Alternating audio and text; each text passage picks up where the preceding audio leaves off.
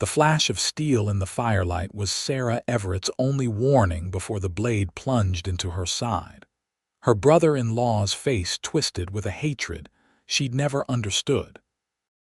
She collapsed to the wooden floor of the cabin, warm blood seeping through her fingers as Jeremiah Everett stood over her, his eyes wild with fury and whiskey. Outside, the early autumn wind of 1876 howled across the California foothills, drowning out her scream that never fully formed in her throat. "You took him from me," Jeremiah snarled, his voice barely human as he towered over her crumpled form. "My own brother chose you over his blood." Sarah pressed her hand against the wound, each breath sending sharp pain through her body. "Thomas loves us both," she gasped, watching as Jeremiah paced the cabin like a caged animal. "He's dead because of you."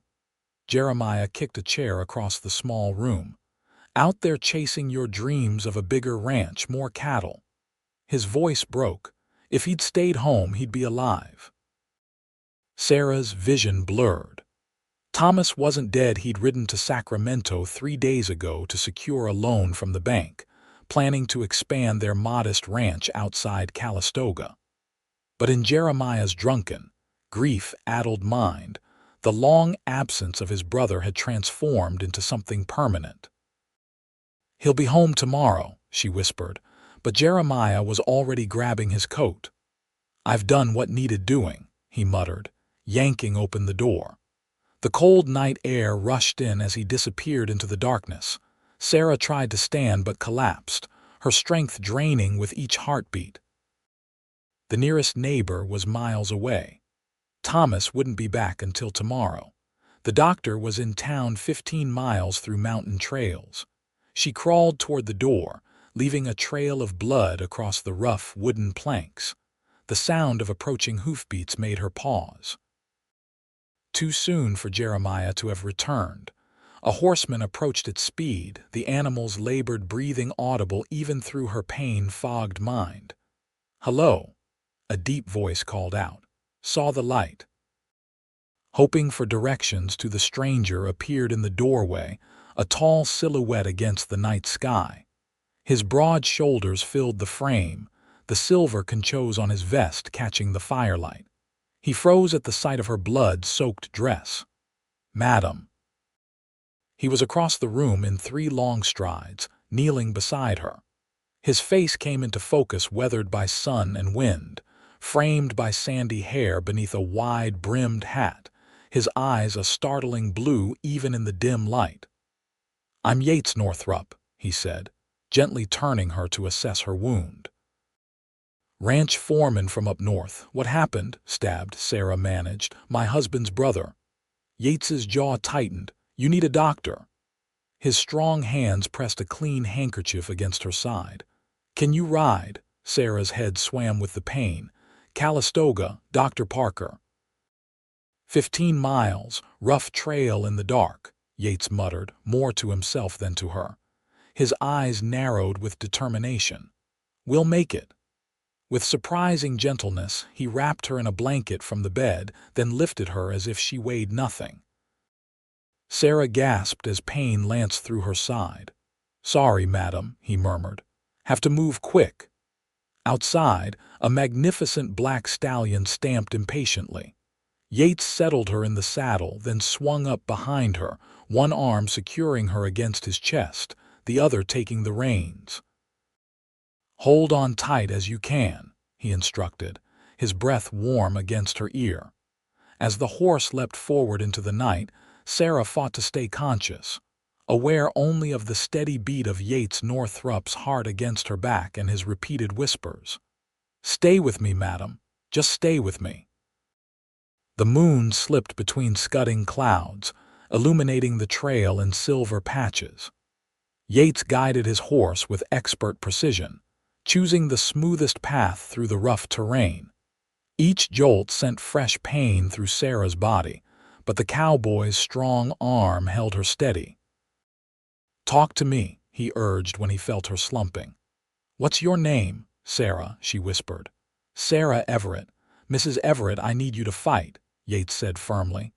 "Tell me about yourself." Through waves of pain and the rhythmic pounding of hooves, Sarah forced words past her lips. "Came to California. 5 years ago, after the war, Thomas and I wanted to start fresh." "Your husband's in Sacramento?" Yates asked, piecing together her broken narrative. "Bank loan," she confirmed. "For cattle. Jeremiah thinks he's dead." Yates's arm tightened around her. "Sounds like a troubled man." "Lost everything in the war," Sarah murmured, her head lolling against his shoulder. "Never recovered, blames me for taking Thomas away from Georgia." When she fell silent, Yates jostled her gently. "Stay awake, Mrs. Everett. Tell me more. You have children." Pain squeezed Sarah's heart that had nothing to do with her wound. "No, not yet." Something in her voice made Yates press on carefully. "But you want them." "3 miscarriages," she whispered. "Thomas says maybe it's not meant to be." "I'm sorry," Yates said, and the simple sincerity in his voice brought tears to her eyes that the pain could not. For an hour they rode, Yates alternately urging his horse to greater speed and pulling back when the trail grew too treacherous. When Sarah's responses became more slurred, he began telling her about himself, anything to keep her conscious. "Fought for the Union," he told her. "Cavalry. After the war, couldn't settle down. Been working ranches from Texas to Montana, following good work and better horses." "The horse," Sarah murmured. "Beautiful." Yates patted the stallion's neck. "Midnight, best horse I've ever ridden. Won him in a poker game in Dodge City from a man who didn't deserve him." "You're a gambler?" she asked, her voice fading. "Only when the odds are good," he replied. "Like tonight. Odds are good we're getting you to that doctor." But as they descended into a narrow valley, Midnight suddenly reared. Yates's quick reflexes kept them both in the saddle. The horse snorted nervously, refusing to move forward. "What is it, boy?" Yates peered into the darkness, then caught the unmistakable scent of smoke. Just ahead, orange flames licked skyward. A fallen tree blazed across the trail, recently set alight. "Jeremiah," Sarah whispered. "Your brother-in-law did this?" Yates asked sharply. "He knows. This trail." "Only way to town." Yates scanned the surrounding forest, hand drifting to the revolver at his hip. "Is he waiting for us?" "Don't know." Sarah's breath came in shallow gasps. "Please." "Another way." Yates studied the burning barricade, calculating. "There's a stream about half a mile east. If we follow it south, it'll take us to the valley floor. Longer route, but safer." He turned Midnight away from the flames and into the dense forest. The going was slower now, branches scratching at them as Yates guided the horse through the underbrush. Sarah's consciousness began to slip, the pain giving way to a dangerous numbness. "Mrs. Everett," Yates said sharply. "Sarah, tell me about your ranch." "Small," she answered, her voice barely audible. 20 acres, alfalfa, some cattle, orchard." "Sounds peaceful," Yates commented, ducking under a low-hanging branch. "Different from my life." "Always moving," she murmured. "No home." "Never found a place worth staying," he admitted. "Or a reason." They reached the stream, its soft gurgling a welcome sound in the darkness. Midnight picked his way carefully along the bank, hooves splashing occasionally in the shallow water. The detour would add precious time to their journey, but Yates couldn't risk a confrontation with Jeremiah, not with Sarah bleeding in his arms. "Cold," Sarah whispered, shivering against him despite the blanket. Yates pulled her closer, sharing his warmth. "That's the blood loss talking. We're going to get you help. Just hold on." The stream widened as they descended, moonlight glinting off its surface. When they finally reached the valley floor, Yates urged Midnight into a gallop across the open terrain. Sarah's head lolled against his chest, her responses growing more infrequent. "Stay with me," he kept repeating. "We're almost there." The lights of Calistoga appeared in the distance, tiny pinpricks of yellow against the dark landscape. Yates leaned forward, pushing midnight to his limits. "There it is, Sarah," he said urgently. "The town. Just a few more minutes." But Sarah didn't respond, her body limp in his arms. "Damn it," Yates muttered, fear gripping his heart. He'd seen enough battlefield wounds to know she was slipping away. "Hold on, Sarah Everett. You're not dying tonight, not on my watch." Midnight thundered down the main street of Calistoga, scattering a few late-night revelers. Yates pulled the horse to a halt in front of the doctor's office, a small building with a painted sign reading Dr. James Parker, physician and surgeon. "Doctor!" Yates shouted, dismounting with Sarah cradled in his arms. He kicked at the door. "Emergency!" A light appeared in the window, and moments later a middle-aged man in a nightshirt opened the door, blinking sleepily. His expression changed instantly at the sight of Sarah's blood-soaked form. "Bring her inside," Dr. Parker ordered, all traces of sleep vanishing. "What happened?" "Stabbing," Yates explained, laying Sarah gently on the examination table. "About 2 hours ago. She's lost a lot of blood." The doctor moved with practiced efficiency, cutting away Sarah's dress to expose the wound. "You her husband?" "No, sir, just happened upon her cabin. Her husband's away." Dr. Parker nodded, examining the wound. "Lucky you found her, and lucky you got her here so quickly, another hour." He left the thought unfinished. "I need to operate immediately. There may be internal damage." "I'll wait outside," Yates said, stepping back. "No." The doctor shook his head. "I need an assistant. My nurse lives across town, and there's no time to fetch her. Wash your hands thoroughly, then come back. I'll need you to help." Yates hesitated only a moment before rolling up his sleeves. He'd seen worse during the war, had patched up fellow soldiers with less knowledge than this doctor possessed. He could do this. For the next hour, Yates followed Dr. Parker's instructions, holding instruments, sponging blood, and keeping Sarah still during the brief moments she regained consciousness. The doctor worked methodically, cleaning the wound, stitching damaged tissue, and finally closing the external injury with neat, precise sutures. "Will she live?" Yates asked as the doctor washed his hands. "If infection doesn't set in," Dr. Parker replied, his face grave. "The knife missed her vital organs by a hair's breadth. Someone was watching over her tonight." He glanced at Yates. "Including you, Mr. Northrup. Yates Northrup." "Well, Mr. Northrup, you saved her life. She wouldn't have survived much longer without treatment." Yates looked down at Sarah's pale face, her features delicate in repose. Something stirred in his chest, a protectiveness he hadn't felt in years. Her brother-in-law did this. "He's still out there, possibly waiting for her." Dr. Parker frowned. "Jeremiah Everett, I know him. Troubled soul, especially since the war. I'll send for Sheriff Mills in the morning." "What about her husband?" "Thomas is due back from Sacramento tomorrow, far as I know." The doctor sighed. "She can stay here tonight, but my surgery isn't set up for long-term care."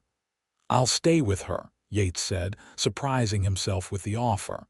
"In case Jeremiah comes looking." The doctor studied him for a moment, then nodded. "There's a chair in the corner." "I'll be in the back room if you need me." He paused. "Mr. Northrup, are you just passing through Calistoga?"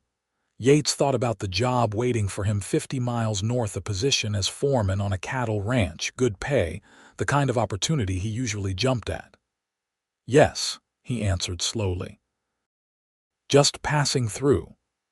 But as he settled into the chair beside Sarah's bed, watching the gentle rise and fall of her chest beneath the clean sheet, Yates Northrup knew something had changed. For the first time in years, he wasn't in a hurry to move on. Sarah drifted through darkness, occasionally surfacing to snippets of conversation and sensations, cool cloths on her forehead, gentle hands changing bandages, a deep voice reading aloud. Sometimes she thought she was back in Georgia before the war, when life was simpler. Other times, she was certain she was dead, floating in some peaceful limbo. When she finally opened her eyes fully, sunlight was streaming through a window she didn't recognize. She blinked, trying to orient herself. This wasn't her cabin. The whitewashed walls and medicinal smell identified the place as Dr. Parker's surgery in Calistoga. "You're awake." Sarah turned her head to find Yates Northrup sitting beside her bed, a book open on his lap. His blue eyes studied her with concern. He looked different in daylight, younger than she'd first thought, though the lines around his eyes spoke of hardship and long days in the sun. He'd shaved, she noticed, and changed his blood-stained shirt for a clean one. "How long?" she asked, her voice raspy from disuse. "3 days," he replied, setting the book aside. "You developed a fever the morning after the surgery. Dr. Parker wasn't sure you'd pull through, but you're a fighter, Sarah Everett." Memory rushed back Jeremiah's rage, the knife, the desperate ride through the darkness. Thomas. A shadow crossed Yates's face. "Your husband arrived back from Sacramento the day after it happened. He's been here each day, but he's currently meeting with Sheriff Mills about Jeremiah. They haven't found him yet." Sarah closed her eyes briefly. "He wasn't himself. Jeremiah, I mean. The war broke something in him." "That's no excuse for trying to kill you," Yates said firmly. "No," she agreed, "but it explains it." She studied his face. "You've been here the whole time." A faint flush colored his cheeks. "Seemed the right thing to do. Sheriff Mills deputized me temporarily in case Jeremiah showed up." "What about your job up north?" "Sent a telegram explaining the situation. They found someone else." He shrugged as if the lost opportunity meant nothing. Before Sarah could respond, the door opened and Thomas Everett rushed in. He was a tall man with kind brown eyes and a serious demeanor, his normally neat appearance disheveled from worry. "Sarah," he hurried to her bedside, taking her hand. "Thank God. Dr. Parker just told me you were awake." "Thomas," she whispered, squeezing his hand. "I'm sorry about Jeremiah." "Don't," he said firmly. "Don't apologize for my brother's actions. This is on him, not you." He turned to Yates. "Mr. Northrup, I can never repay what you've done for my wife." Yates stood, nodding respectfully. "Any man would have done the same. But they didn't. You did." Thomas's voice cracked slightly. "Sheriff Mills told me how you rode through the night, how you helped the doctor save her life."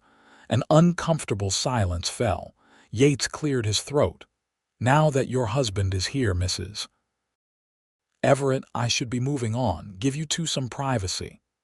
Sarah felt an unexpected pang at his words. This man was a stranger, yet he'd kept vigil at her bedside for days. "Where will you go?" she asked.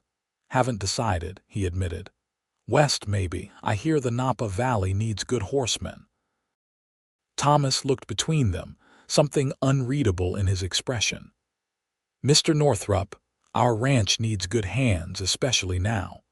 With Jeremiah gone and Sarah recovering, I could use help getting the fall harvest in. It's not much, but there's room in the bunkhouse and honest pay." Surprise flickered across Yates's face. "That's generous, Mr. Everett, but please," Thomas interrupted.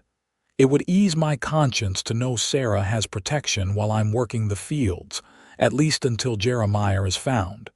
Yates's eyes met Sarah's. Something passed between them, an understanding, perhaps, or the acknowledgement of a connection forged in crisis. "If Mrs. Everett doesn't object," he said carefully. "I don't," Sarah replied softly. "We owe you a debt, Mr. Northrup, and so it was decided. Dr. Parker insisted Sarah stay in town a few more days to regain her strength, with Thomas returning to the ranch to prepare for Yates's arrival. Each day, Yates would visit, bringing news from town or simply sitting quietly while Sarah recovered. On the third day, as autumn sunlight painted the small room in gold, Yates brought a bundle of late wildflowers he'd gathered from the hills. "These might brighten things up," he said awkwardly, placing them in a jar beside her bed. Sarah touched one delicate purple blossom. "They're beautiful." "Thank you. Dr. Parker says you can go home tomorrow," Yates mentioned, taking his usual seat. "Your husband's coming to fetch you in the morning." "Yes," Sarah studied his face. "You don't have to stay on at the ranch, you know. I've imposed on your kindness enough." Yates shook his head. "It's no imposition. Besides, I gave my word to your husband. But it's not the job you were heading for. Plans change," he said simply. "Sometimes for the better." Sarah wanted to ask more, to understand this man who'd altered his life's course to help a stranger, but she sensed his reluctance to speak about himself. Instead, she gestured to the book he always carried. "What are you reading? I heard your voice sometimes during the fever." A flush crept up his neck. "Hope you don't mind. Dr. Parker said talking might help, even if you couldn't respond." He handed her the book, a worn copy of Whitman's Leaves of Grass. Sarah ran her fingers over the leather binding. "My father was a schoolteacher. He loved Whitman." She opened to a dog-eared page, reading aloud softly. "I am large, I contain multitudes." She glanced up. "You're full of surprises, Mr. Northrup." "Most cowboys can read, Mrs. Everett," he said with a hint of defensiveness. "But not all carry poetry," she replied gently. "And fewer still read it to ailing women." Their eyes met, and Sarah felt something shift between them, a door opening to possibilities she hadn't considered before. Quickly, she looked away. "You should rest," Yates said, standing abruptly. "Big day tomorrow." As he turned to leave, Sarah called after him, "Mr. Northrup, thank you for everything." He paused at the door, his broad shoulders silhouetted against the late afternoon light. "See you at the ranch, Mrs. Everett." The Everett Ranch lay nestled in a small valley 10 miles outside Calistoga, bordered by rolling hills covered in oak and pine. The modest farmhouse stood at the center, flanked by a barn, corral, and the small orchard Sarah had mentioned during their desperate ride. It wasn't grand, but it had a peaceful beauty that appealed to Yates immediately. Thomas had welcomed him warmly, showing him to the small bunkhouse where he'd be staying. It was clean and private, a luxury compared to many places Yates had slept over the years. It was Jeremiah's, Thomas explained apologetically, but he preferred staying in the main house most nights. "It's more than adequate," Yates assured him. For the first week after Sarah's return, Yates kept his distance, focusing on the tasks Thomas assigned: mending fences, harvesting the remaining alfalfa, preparing the small herd of cattle for winter. He caught glimpses of Sarah through the farmhouse windows, moving slowly but steadily as she regained her strength. One evening, as Yates brushed down midnight after a long day checking the property boundaries, Thomas approached the corral. "My wife would like to thank you properly," he said. "Join us for supper tonight." Yates hesitated. "I wouldn't want to intrude on your family time." Thomas's expression grew solemn. "Mr. Northrup, you saved my family. You're welcome at my table anytime." That night, Yates washed up thoroughly, donned his cleanest shirt, and made his way to the farmhouse. Sarah greeted him at the door, color returned to her cheeks, her auburn hair neatly pinned up. She wore a simple blue dress that brought out the green in her eyes. "Mr. Northrup," she said with a warm smile, "please come in." The meal was simple but delicious: roast chicken, potatoes, fresh baked bread. Yates found himself relaxing as the conversation flowed easily between the three of them. Thomas spoke of his plans for the ranch, his hopes to expand the orchard next spring. Sarah shared stories of their early days in California, the challenges they'd faced as newcomers. "And you, Mr. Northrup?" Thomas asked. "What brought you west after the war?" Yates took a sip of water, gathering his thoughts. "Restlessness, mostly. Couldn't settle back into my father's carpentry business in Illinois. The war changes a man." "That it does," Thomas agreed, his expression darkening. "It certainly changed my brother. Have there been any signs of him?" Yates asked carefully. Thomas shook his head. "Sheriff thinks he's left the area, probably headed east." He sighed heavily. "Part of me hopes they never find him. I don't know if I could bear seeing him hang."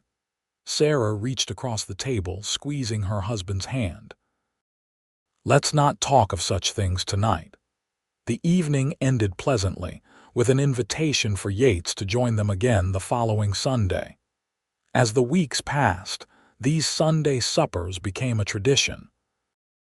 Occasionally, Thomas would be called away on ranch business, leaving Sarah and Yates to share the meal alone.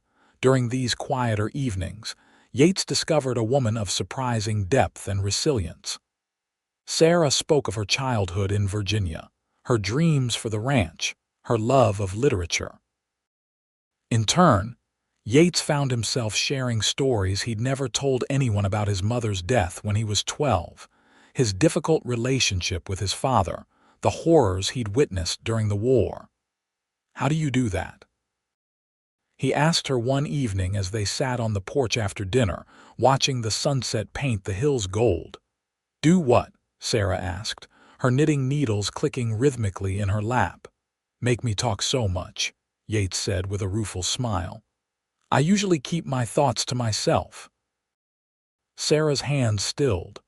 "Perhaps you just needed someone to listen." Their eyes met, and Yates felt that now familiar tightening in his chest. He looked away quickly. "Your husband's a good man." "Yes," she agreed softly. "He is." The moment passed, but Yates found himself thinking about it later that night as he lay in his bunk. The feelings growing inside him were dangerous, dishonorable, even. Sarah was his employer's wife, a married woman who'd shown him nothing but appropriate kindness. Thomas trusted him, had welcomed him into their home. Yates resolved to leave as soon as the winter preparations were complete. It was the right thing to do, but fate had other plans. November brought the first cold snap, with frost glittering on the fields each morning. Thomas had ridden to Calistoga for supplies, leaving Yates to complete the repairs on the north pasture fence. Sarah, now fully recovered, had taken to bringing him lunch when he worked far from the house. That day she appeared on the hill above him, a basket over her arm, her cloak pulled tight against the chill. Yates waved, trying to ignore the way his heart quickened at the sight of her. "You're making good progress," she observed, setting the basket on a flat rock. "Should finish by sundown," he replied, accepting the sandwich she offered. "Your husband will be pleased." "Thomas values your work," Sarah said, pouring coffee from a thermos. "He's mentioned offering you a permanent position." Yates nearly choked on his sandwich. "That's generous. But I don't think it would be wise." "Because of Jeremiah?" Sarah asked. "The sheriff is certain he's long gone." "No," Yates said, choosing his words carefully. "It's not that." Sarah's green eyes studied him intently. "Then what is it?" Before Yates could formulate a response that wouldn't reveal too much, the sound of approaching hoofbeats interrupted them. They both turned to see a rider galloping toward them across the pasture, a man whose silhouette Yates recognized immediately. "Jeremiah," Sarah whispered, fear clouding her face. Yates moved in front of her, hand dropping to his sidearm. "Get behind me." Jeremiah Everett reined his horse to a stop 20 yards away. He looked terrible, unshaven, clothes filthy, eyes wild with a combination of exhaustion and anger. Most concerningly, he held a revolver trained directly at them. "Well, isn't this cozy?" he called out, his words slurring slightly. "My sister-in-law and her new man enjoying a picnic." "Mr. Everett," Yates said evenly, "you're making a mistake. Put down the gun." "Shut up," Jeremiah snapped. "I know who you are, the cowboy who interfered last time." His bloodshot eyes fixed on Sarah. "Where's Thomas? In town," Sarah answered, her voice remarkably steady. "He'll be back soon."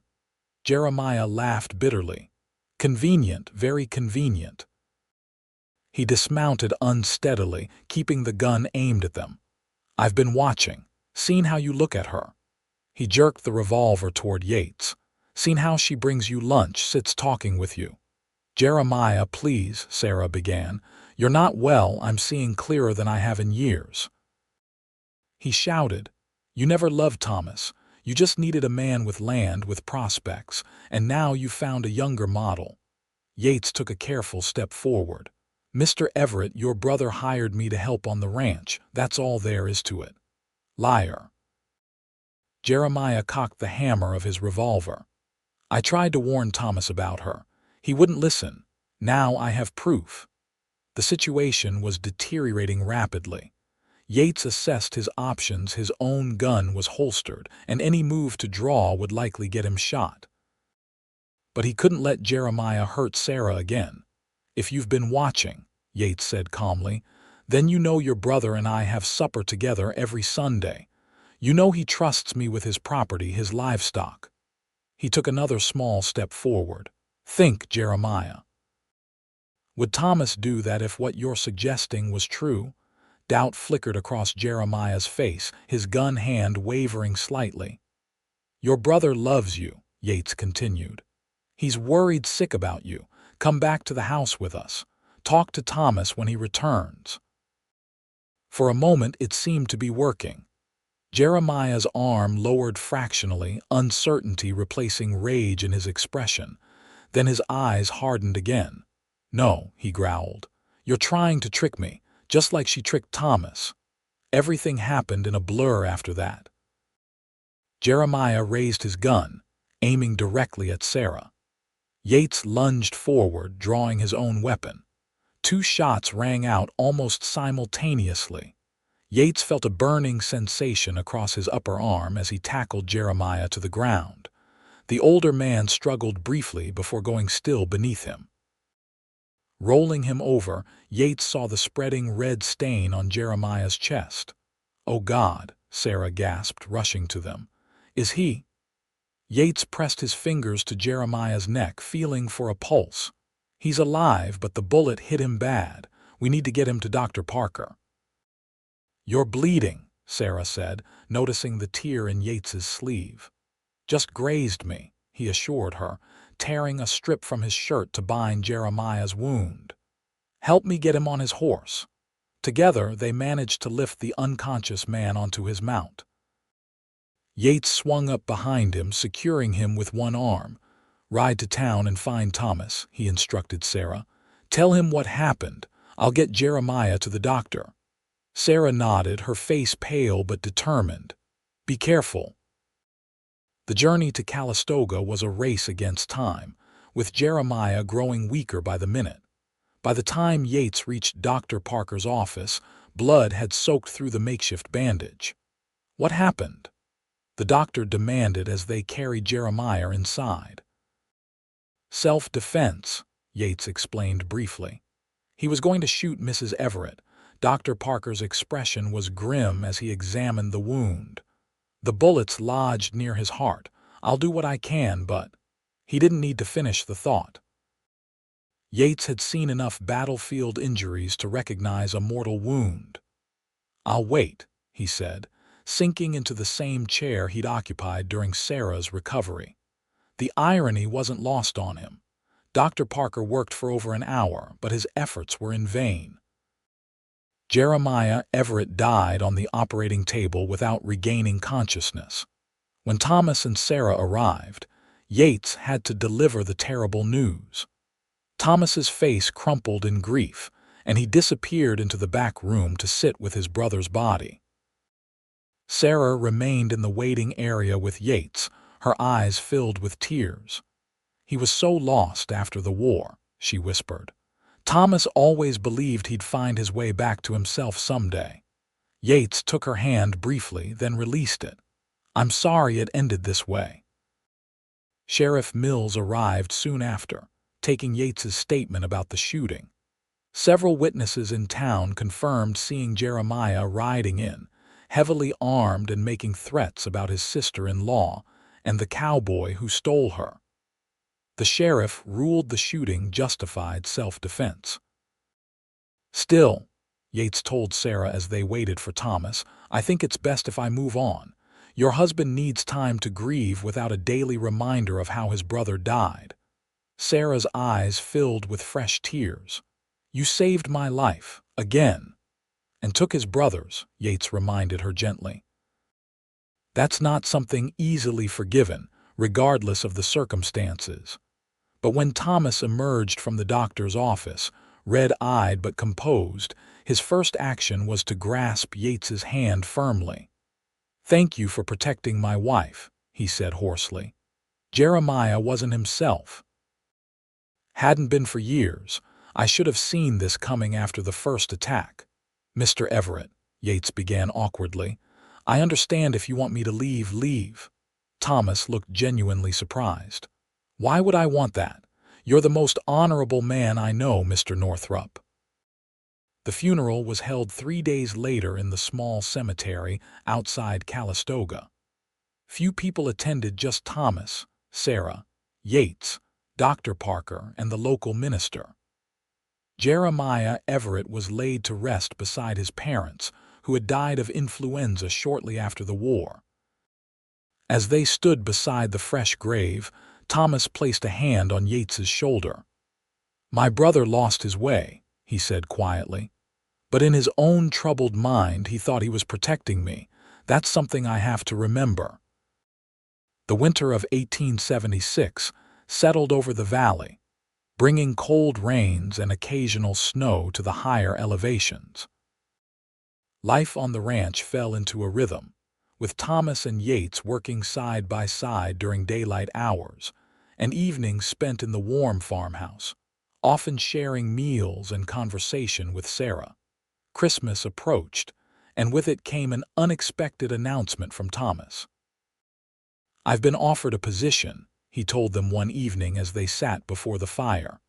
The Sacramento bank that granted our loan, they want me to work for them, managing agricultural investments. Sarah looked up from her sewing, surprised. In Sacramento? Yes, Thomas confirmed. It's a tremendous opportunity. Better salary than we could ever make from the ranch, security for our future. But the ranch is our dream, Sarah said softly. Your dream. Thomas smiled sadly. Dreams change, my dear, after everything that's happened. Perhaps it's time for a new start. He turned to Yates. Which brings me to a proposal, Mr. Northrup. I'd like to sell you the ranch. Yates nearly spilled his coffee. Sell me the... Mr. Everett, I don't have that kind of money. I'm not suggesting an outright purchase, Thomas explained. Rather, a mortgage arrangement. You've put good work into this place. You understand its potential, and I've seen how you love the land perhaps even more than I ever did. The offer was unexpected, almost unbelievable. Yates had never imagined owning property, putting down roots, yet the idea held an undeniable appeal. It's generous, he said carefully, but what about Mrs. Everett? This is her home.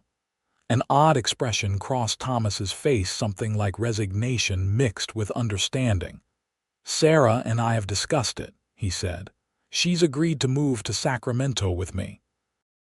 Later that night, unable to sleep, Yates walked to the corral where midnight grazed peacefully. The stars shone brilliantly overhead, the winter air crisp and clean. Owning the ranch would mean an end to his wandering life. It would mean responsibility, commitment, things he'd avoided since the war. But it would also mean purpose, a place to belong. The sound of footsteps crunching on frozen grass alerted him to Sarah's approach. She'd wrapped herself in a heavy shawl, her breath forming small clouds in the cold air. You couldn't sleep either? She asked, coming to stand beside him at the fence. Thinking about your husband's offer, Yates admitted. It's unexpected. Sarah was quiet for a moment, her gaze fixed on the distant mountains. Thomas is a good man, practical. He sees solutions where others might see only problems. "And what do you see, Mrs. Everett?" She turned to face him, her expression unreadable in the moonlight. "I see a man who saved my life twice, who reads Whitman, who treats animals with kindness and people with respect." She paused. "A man who's been running from something for a very long time." Yates looked away, uncomfortable with her perception. "Your husband mentioned you've agreed to move to Sacramento." "Yes," she said simply. "You want to go?" The question hung between them, dangerous in its directness. Sarah's hands tightened on the fence rail. "What I want and what's right aren't always the same thing, Mr. Northrup." Before Yates could respond, she turned and walked back to the house, leaving him alone with the stars and his troubled thoughts. The following week, Thomas rode to Sacramento to finalize arrangements for his new position, leaving Yates and Sarah to manage the ranch. They worked together efficiently, but maintained a careful distance, both aware of the unspoken tension between them. On the third evening, a winter storm blew in from the Pacific, bringing howling winds and driving rain that soon turned to sleet. Yates had just finished securing the barn when Sarah appeared at the farmhouse door, beckoning him urgently. "Telegram from Thomas," she explained once he was inside, handing him the damp piece of paper. "The pass is flooded. He can't get back for at least a week." Yates read the message, noting Thomas's instructions to keep the livestock safe and the house warm. "We'll manage," he assured her. "I've weathered worse storms." As night fell, the storm intensified. Wind rattled the windows and the temperature dropped precipitously. Sarah built up the fire while Yates checked the doors and windows, making sure everything was secure. "I should return to the bunkhouse," Yates said when they'd finished, though the prospect of crossing the yard in the freezing rain was unappealing. "Don't be ridiculous," Sarah replied firmly. "You'll catch your death. The guest room is prepared." The practical arrangement made sense, but spending the night under the same roof as Sarah with Thomas miles away felt like tempting fate. Still, the storm left little choice. "Thank you," he said finally. "That's very kind." They shared a simple supper of stew and bread, sitting before the crackling fire. Outside, the storm raged, but inside the farmhouse a comfortable warmth prevailed. When Sarah brought out a chess set, Yates raised an eyebrow. "My father taught me," she explained, setting up the pieces. "Do you play?" "Learned in army camps," Yates replied. "Though I'm probably rusty." He wasn't. Their first game was closely matched, with Sarah eventually checkmating his king after a hard-fought battle. Yates won the second game, and they were deep into a third when a particularly violent gust of wind rattled the house. "Listen to that," Sarah murmured, glancing toward the window. "I've never heard it so wild." "Storm's getting worse," Yates agreed, moving his knight. "Check." Sarah studied the board, tucking a loose strand of auburn hair behind her ear. The firelight caught the golden highlights, and Yates found himself staring longer than was proper. She looked up, catching his gaze, and something flickered in her green eyes. "Why did you stay?" she asked suddenly. "After Jeremiah, you could have moved on, found that job in Napa Valley." Yates considered his answer carefully. "At first it was because your husband needed help. Then, I suppose I found something I wasn't expecting." "What was that?" "Peace," he admitted. "This place has a way of settling a man's soul," Sarah nodded slowly. "I felt that too when we first arrived. After years of upheaval, it seemed like we'd found a haven." She moved her queen, blocking his check. "Now Thomas wants to leave." "And you don't want to go," Yates guessed. "It's not that simple," Sarah sighed. "Thomas is my husband. We've been through so much together. The war, moving west, building this place." She looked around the cozy room. "But Sacramento is a city. I've never been comfortable in cities." "Have you told him how you feel?" "He knows," she said quietly. "But he believes this is our chance for a better life. security, society, opportunities our children might have had. Her voice caught on the last words. Yates reached across the table, hesitating before gently touching her hand. "I'm sorry about the children you lost." Tears welled in Sarah's eyes. 3 babies who never drew breath. The last one would have been 2 this winter. She brushed the tears away. "Thomas thinks it's a sign we should focus on other things. That parenthood isn't our path. And what do you think?" "I think I haven't given up hope," she whispered. "Not completely." The vulnerability in her admission touched something deep in Yates's heart. Without thinking, he lifted her hand and pressed it gently to his lips, a gesture of comfort that quickly became something more as their eyes met. Sarah withdrew her hand slowly, her cheeks flushing. "It's getting late," she said, rising from the table. "The guest room is at the top of the stairs, first door on the right. Extra blankets in the chest." "Thank you," Yates replied, aware he'd crossed a line. "Good night, Mrs. Everett." "Good night, Mr. Northrup." But sleep proved elusive for Yates. He lay awake in the unfamiliar bed, listening to the storm and thinking about the woman sleeping down the hall. His feelings for Sarah had grown beyond admiration or attraction. He loved her. Loved her strength, her kindness, her quiet dignity. And that love was both impossible and wrong. Thomas Everett was a good man who had opened his home and offered Yates a future. To betray his trust would be unforgivable. Come morning, Yates resolved, he would decline the offer to buy the ranch. He would move on, as he always had, before he could cause any more damage. Decision made, he finally drifted into an uneasy sleep. The crash woke him sometime in the darkest hours of the night. Yates sat up, momentarily disoriented, until another crash followed by Sarah's scream had him bolting from the bed. He grabbed his revolver from the bedside table and rushed into the hallway. The door to Sarah's bedroom stood open, light from an oil lamp spilling out. Inside, Yates found Sarah backed against the wall, her nightgown torn at the shoulder, her face pale with terror. In the center of the room stood a sodden, wild-eyed stranger with a knife. "Drop it," Yates ordered, his voice deadly calm as he leveled his gun at the intruder. The man whirled, knife still clutched in his hand. He was young, barely 20, Yates guessed, with the desperate look of someone with nothing to lose. "Back off," the intruder snarled. "This ain't your business." "You've made it my business," Yates replied evenly. "Now drop the knife or I'll put a bullet through you." The young man's eyes darted between Yates and Sarah, calculating his chances. "Just wanted food and money," he muttered. Then she started screaming.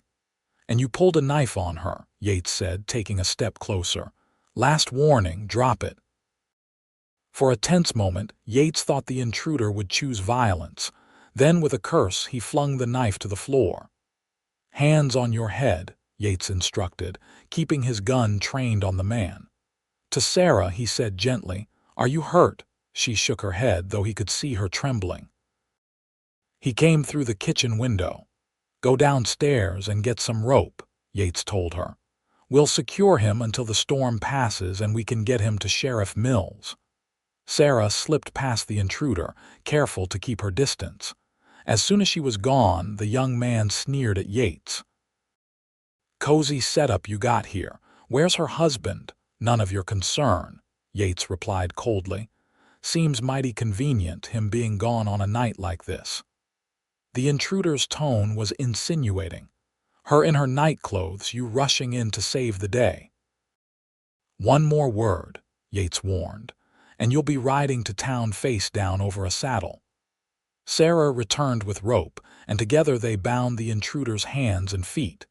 Yates led him downstairs to the kitchen, securing him to a sturdy chair while Sarah brewed coffee. Neither of them would sleep again that night. As dawn broke, the storm began to abate.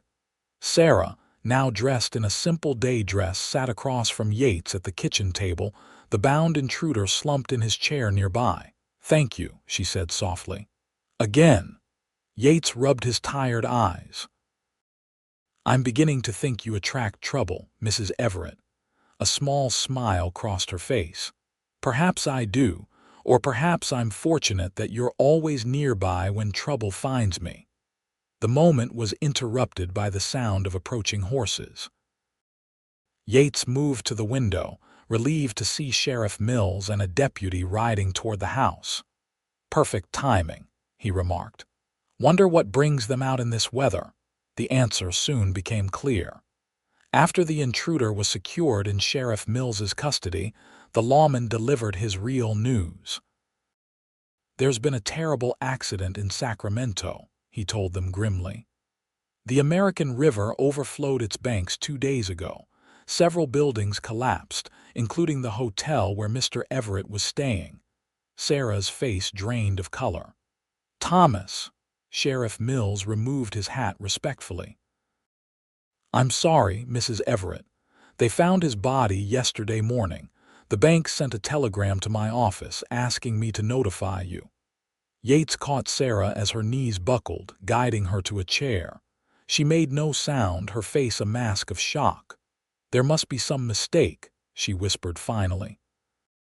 Thomas is an excellent swimmer. The building collapsed in the night, madam, Sheriff Mills explained gently. Most victims never had a chance to escape. I'm truly sorry for your loss. After the sheriff departed with his prisoner, Yates helped Sarah to the parlor, building up the fire against the lingering chill. She sat motionless, staring into the flames, grief etched into every line of her face. Can I get you anything? Yates asked helplessly. Tea, something stronger. Sarah shook her head slightly. Just stay, please.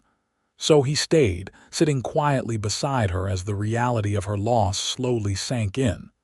When tears finally came, he offered his handkerchief and his silent presence. As darkness fell once more, he prepared a simple meal that she barely touched, then sat with her until exhaustion finally overcame her grief, and she fell asleep in the armchair. Carefully, Yates lifted her and carried her upstairs to her bed. As he turned to leave, her hand caught his. Don't go, she murmured sleepily. I don't want to be alone. I'll be in the guest room, he assured her.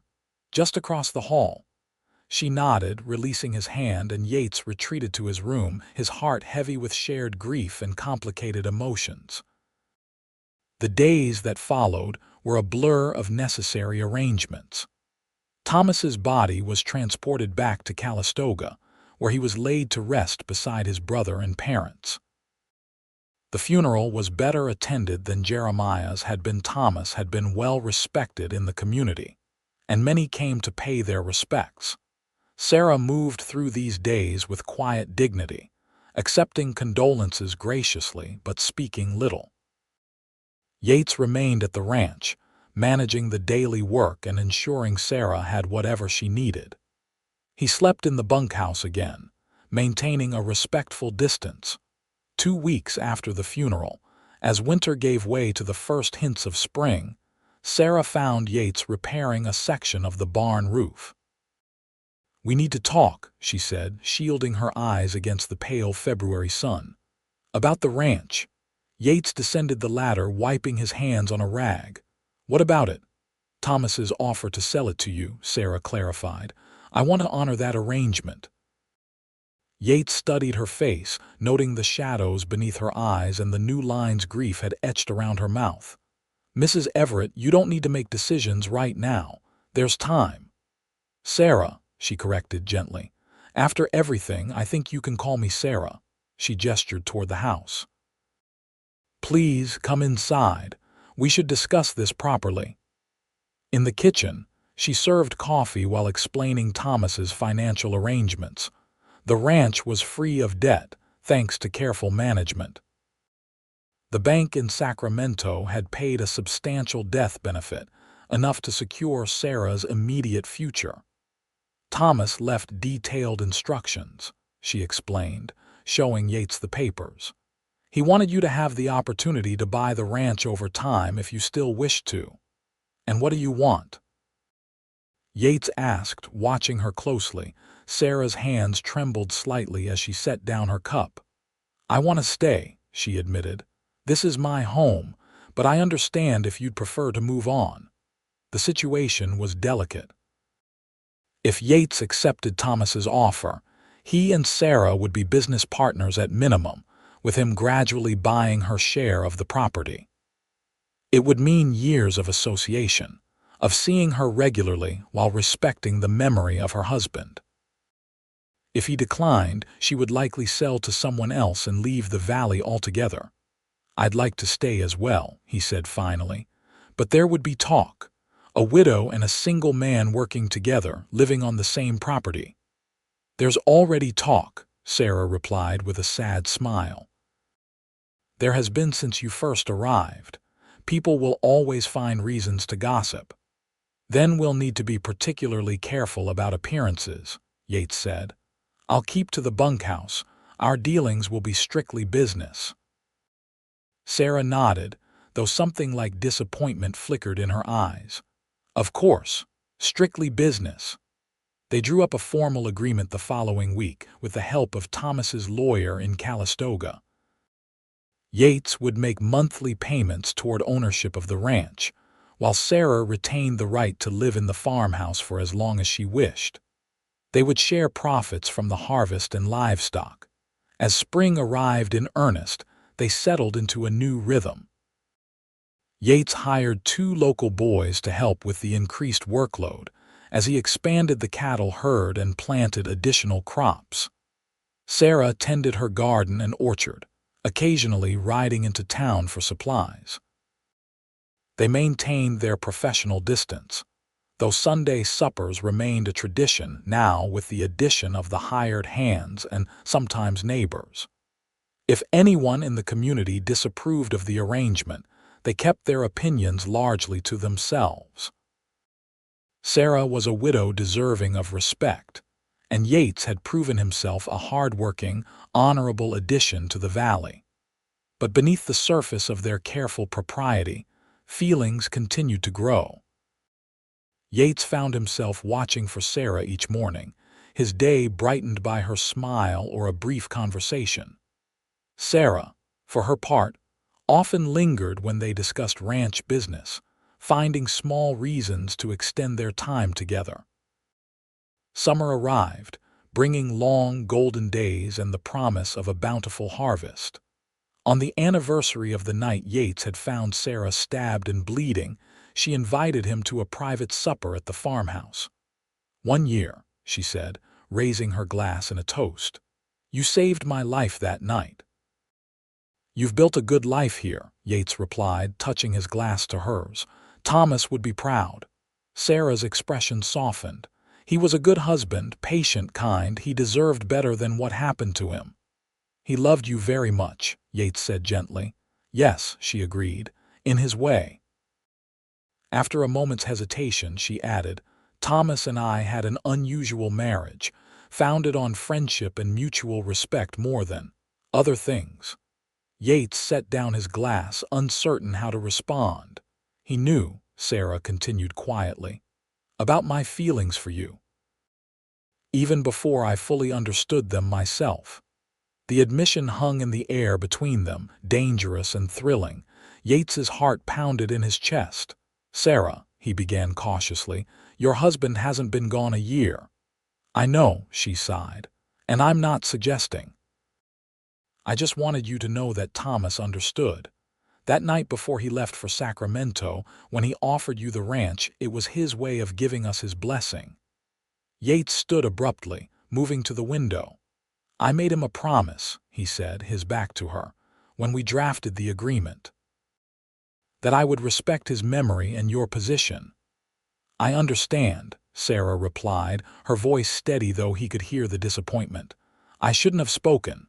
Turning back to her, Yates struggled to express the turmoil of his emotions. "It's not that I don't feel. It's just that there's a proper way to do things. A right time." Hope flickered in Sarah's eyes. "And when would that time be, Mr. Northrup?" "When a decent period of mourning has passed," he answered. "When we can be certain our feelings aren't born of proximity or shared trauma." He took a deep breath. When I've proven myself worthy of what Thomas entrusted to me. Sarah rose from the table, approaching him slowly. And if my feelings remain unchanged when that time comes. Yates took her hands in his, allowing himself this small intimacy. Then I would be the happiest man in California, Sarah Everett. The next months passed with a new understanding between them. Though they maintained appropriate behavior in public, private moments held meaningful glances and occasional touches. A hand offered to help Sarah from her horse, fingers brushing as they passed tools in the garden. Autumn arrived with a spectacular harvest. The ranch's expanded operations brought a substantial profit, allowing Yates to make an extra payment toward ownership. Sarah used some of her funds to purchase additional land adjoining the property, expanding their grazing area for the growing herd. "We make a good team," she remarked one evening as they reviewed the ledgers together on the porch, the air crisp with the scent of approaching winter. "We do," Yates agreed, noting with satisfaction the healthy numbers before him. "The ranch is thriving." "And so are we," Sarah said softly. As winter approached once more, Yates found himself reflecting on the incredible journey of the past year. From wandering cowboy to ranch owner, from stranger to whatever he and Sarah were becoming. He thought often about their future and what shape it might take. On Christmas Eve, exactly 1 year after Thomas had first offered him the ranch, Yates invited Sarah to the small cabin he'd built on the north edge of the property. It was modest but sturdy, with a stone fireplace and windows that looked out over the valley. "It's beautiful," Sarah said, turning slowly to take in the simple furnishings and careful craftsmanship. "When did you find time to build this? Evenings, early mornings?" Yates smiled. "My father taught me carpentry before I left home, some skills you never forget." "Why?" she asked, running her hand along the smooth surface of a wooden table. "The bunkhouse is comfortable enough." Yates took a deep breath, gathering his courage. "I thought, when the time was right, you might want a fresh start, somewhere without memories of Thomas and Jeremiah." Sarah's eyes widened with understanding. "Yates." He crossed to her, taking her hands in his. "It's been a year since Thomas died, a proper period of mourning, and my feelings haven't changed, Sarah. If anything, they've grown stronger with each passing day." Tears shimmered in her green eyes. "Mine too." "I know there will always be talk," Yates continued. "The widow and the cowboy who bought her ranch, but I don't care about gossip if you don't." "I don't," Sarah whispered. "Not anymore." Yates reached into his pocket, withdrawing a small ring, a simple gold band set with a single emerald. "I've saved every penny I could from my share of the profits," he explained. "It's not fancy, but it's perfect," Sarah interrupted, her voice thick with emotion. "Absolutely perfect." "Sarah Everett," Yates said, his heart pounding, "would you do me the honor of becoming my wife? Of building a life together on this land we both love?" "Yes," she answered without hesitation. "Oh, Yates, yes." As he slipped the ring onto her finger, Yates felt a sense of completion, of coming home after a lifetime of wandering. When he kissed her for the first time, it was with the certainty that this was exactly where he was meant to be. They were married in the spring of 1878, in a simple ceremony in the orchard Sarah had lovingly tended. The apple trees were in full bloom, creating a canopy of pink and white blossoms overhead. Most of the community attended, any lingering disapproval forgotten in the face of their obvious happiness. Dr. Parker, who had saved Sarah's life that fateful night, served as Yates's best man. "Full circle," he commented as they watched Sarah approach on the arm of Sheriff Mills. "From a night of violence to a day of such joy." "She's the bravest person I've ever known," Yates replied, his voice rough with emotion as his bride drew near. The newly wedded Northrups moved into the cabin Yates had built, leaving the farmhouse for the expanded ranch operations. Together, they worked the land, growing the business into one of the most successful in the valley. They renamed the property New Dawn Ranch, symbolizing the fresh start they'd found together. In the winter of 1879, Sarah discovered she was expecting a child. The pregnancy was difficult, with Dr. Parker ordering bed rest for the final months. Yates rarely left her side, reading to her from his worn copy of Whitman and keeping her spirits up with plans for their child's future. When Sarah went into labor on a warm June evening, Yates paced outside their bedroom while Dr. Parker attended her. The hours stretched endlessly, Sarah's cries occasionally piercing the night. Yates had faced Confederate soldiers with less fear than he felt waiting for news of his wife and child. Finally, as dawn broke over the eastern hills, Dr. Parker emerged, his face tired but smiling. "Congratulations, Mr. Northrup," he said, clapping Yates on the shoulder. "You have a healthy son." Relief flooded through Yates as he rushed to Sarah's side. She lay exhausted but radiant, a small bundle cradled in her arms. "Meet Thomas Yates Northrup," she whispered as Yates knelt beside the bed. "Named for two good men."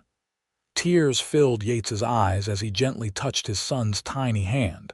"He's perfect," he murmured, "just like his mother." 2 years later, Sarah gave birth to twin girls they named Elizabeth and Marie. The Northrup family filled their home with laughter, love, and the occasional chaos that comes with 3 young children. On cool evenings, Yates would often sit on the porch with Sarah, watching their children play in the yard as the sun set behind the western hills.